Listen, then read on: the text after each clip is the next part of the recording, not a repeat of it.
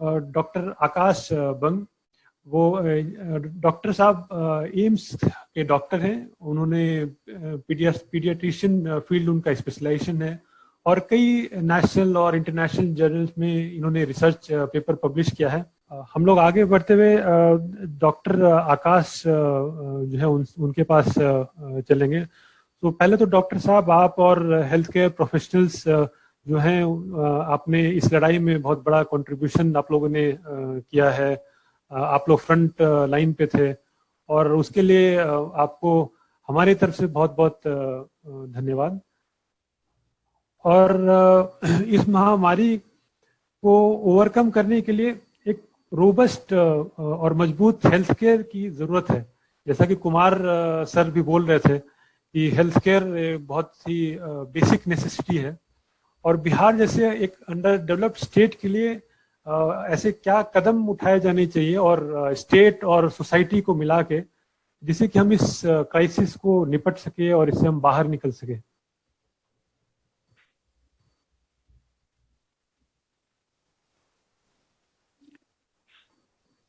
विनय जी, सबसे पहले तो आप IBR टीम और सारे पैनलिस्ट, इनको मेरा नमस्कार।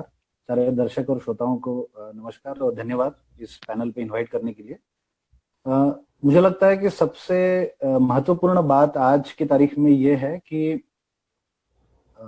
एक डर या भय या आतंक की जो भावना है, ये भावना निकाल के ये भावना मन से निकालनी है और एक सतर्कता हमें रखनी है, लेकिन एक डर या आतंक वाली भावना नहीं रखनी है। ये सरकार को भी करना जरूरी है और सरकार की ओर से अलग अलग मीडिया में या इंटरेक्शन में, जन साधारण के साथ में जब इंटरेक्ट करती है सरकार अलग अलग प्लेटफॉर्म्स पे, तो तब ये बात आनी बहुत जरूरी है।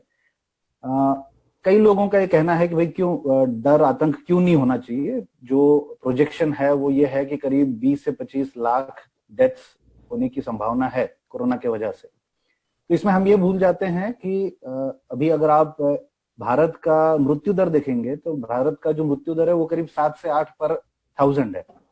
इसका मतलब यह है कि 134 करोड़ की आबादी में अगर आप 0.7% या 0.8% लें तो वो करीब 1 करोड़ का आंकड़ा आता है। तो करीब 1 करोड़ लोग हर साल मर रहे हैं।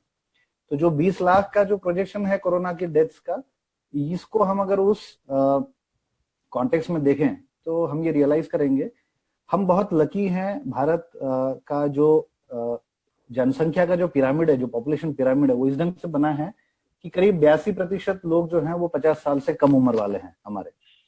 और हम ये भूल रहे हैं कि 50 साल से कम उम्र वाले ग्रुप में, उस आयु ग्रुप में कोरोना का जो डेथ रेट है वो हार्डली 0.2% है।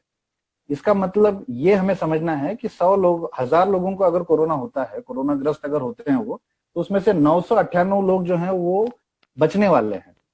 तो ये जो बात है ये समझना बहुत जरूरी है। दूसरी बात ये भी है कि जो कोरोना से जो डेथ प्रोजेक्टेड है, इनमें जो उनका जो एज ग्रुप है या एज प्रोफाइल आप देखेंगे या हेल्थ प्रोफाइल अगर आप उनका देखेंगे, तो ये डेथ्स का मेन जो चंक है, मेन कंट्रीब्यूशन है, वो अबव 80 ईयर्स, 80 साल से ऊपर वाले और जिनको कोमॉर्बिडिटीज है या कोई और बीमारियां हैं, ऐसे ये ग्रुप ज्यादा रहने वाला है।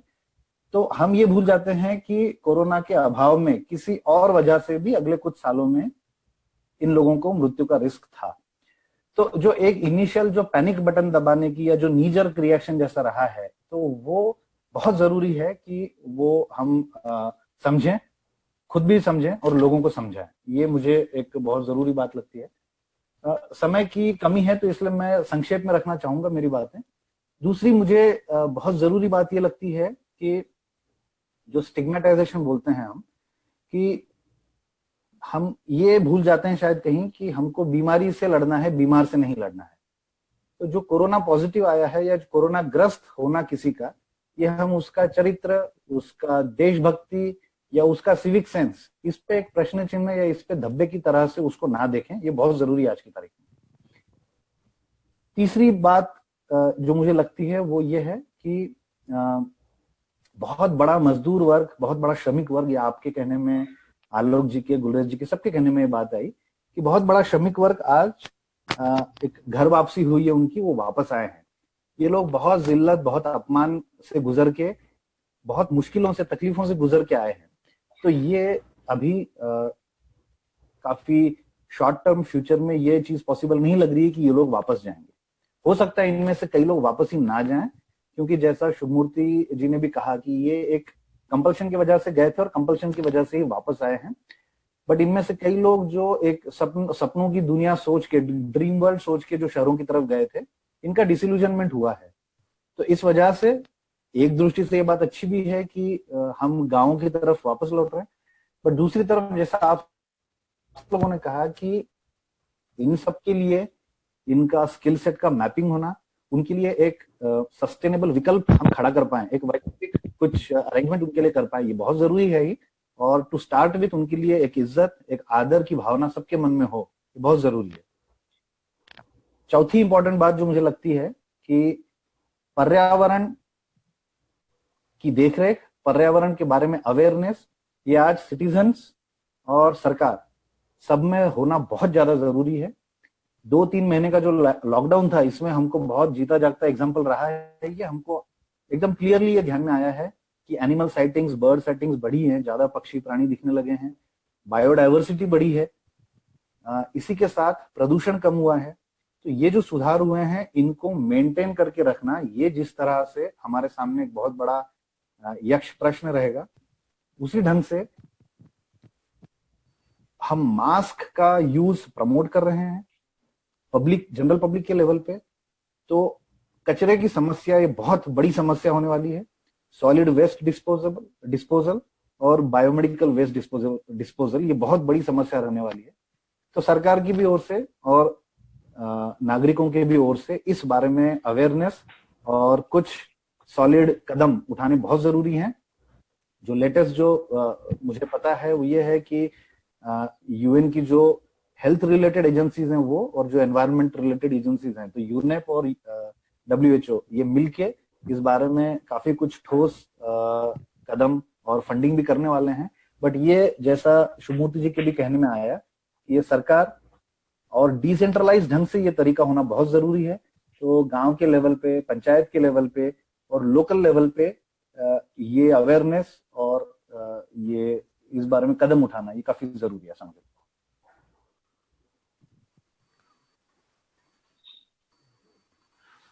Thank you sir.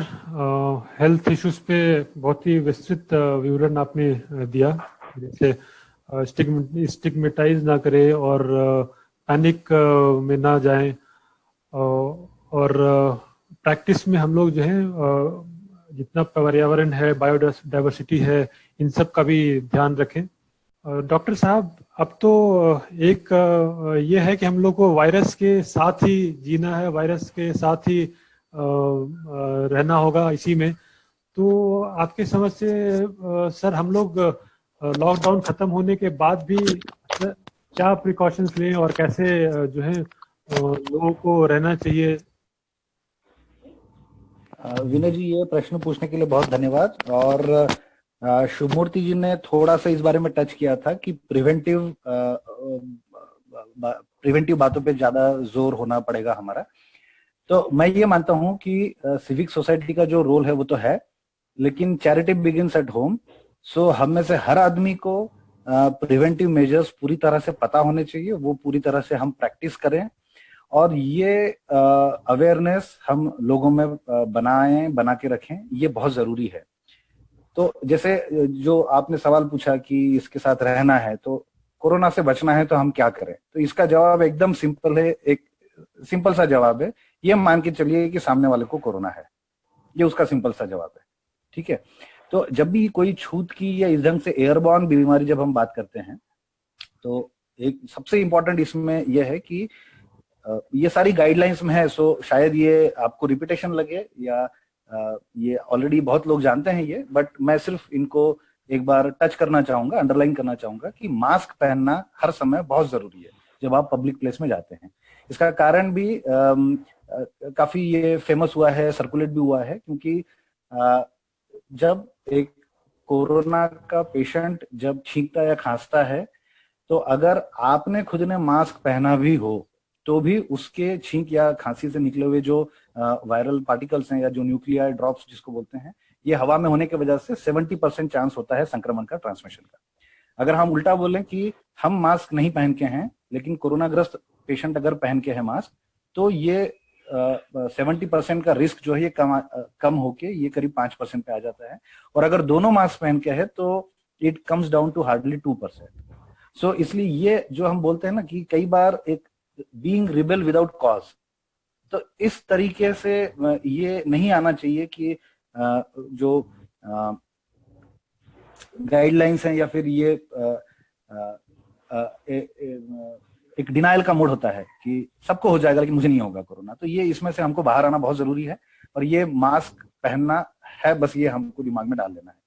दूसरी बात, मैं ये एक मास्क लेके आया हूँ, मैं ये जानना चाहता हूँ कि आप में से कितने लोग मास्क पहनने का सही तरीका जानते हैं। ये मैं मतलब आई सी पेरेंट्स, हमारे पेशेंट्स के पेरेंट्स को दिन रात हम देखते हैं, तो मास्क पहनने के कुछ कॉमन तरीके, कॉमन गलतियां हैं जो मैं पॉइंट आउट करना चाहूंगा। जैसे ये एक सिंपल मास्क है, ये मास्क में जो ये जो फोल्ड्स होती हैं, ये फोल्ड्स नीचे की तरफ होनी चाहिए हमेशा। पहली बात, आप अगर इसको इस ढंग से पहनेंगे तो फोल्ड्स आपकी इस ढंग से हैं जो ऊपर देख रही हैं, तो उसमें वायरसेस या वायरल पार्टिकल्स फंसने की संभावना ज्यादा होती है। तो फोल्ड्स हमेशा नीचे की साइड में होना चाहिए।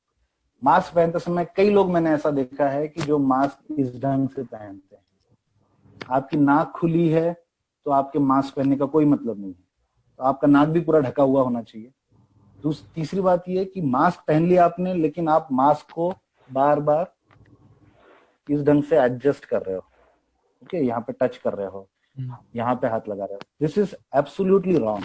व्हाट हैपेंस, ये जो मास्क है, ये मास्क वायरल पार्टिकल्स को फिल्टर करके रखता है, तो इसका जो बाहरी सतह जो है, ये बाहरी सतह में सारा इन्फेक्शन है। तो इसको बार बार टच करना, या कई बार ये होता है कि हम बात करते समय या बीच में चाय पी रहे हैं, ठीक है, तो इसको हमने इस ढंग से कर लिया, ओके। या जैसे कपड़े का मास्क है जिसको ऊपर से भी ऊपर से बांधने की है, हम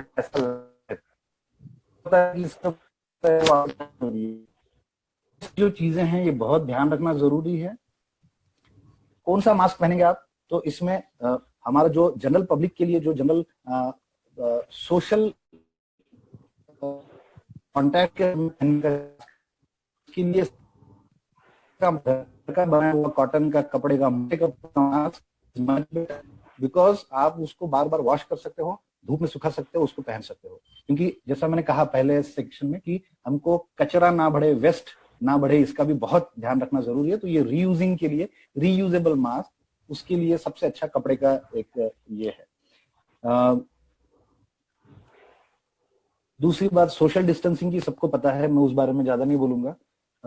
हैंड वॉशिंग बहुत जरूरी है, क्योंकि it is one of the cheapest and best methods, और उसमें कोई हाई फाई सैनिटाइजर्स या अल्कोहल रब्स वगैरह की कोई जरूरत नहीं है।